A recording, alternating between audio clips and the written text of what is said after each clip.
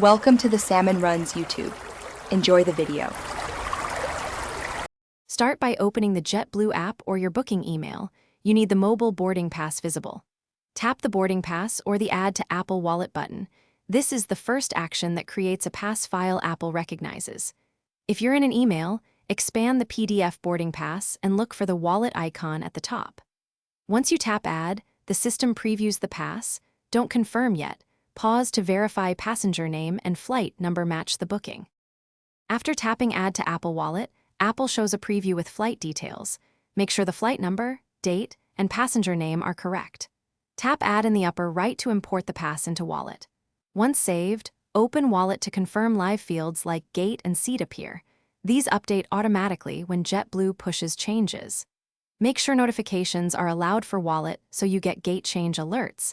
This keeps you informed without opening the app repeatedly. When you arrive at the airport, open Wallet and tap the boarding pass. It presents a scannable barcode that TSA and the gate agent will use.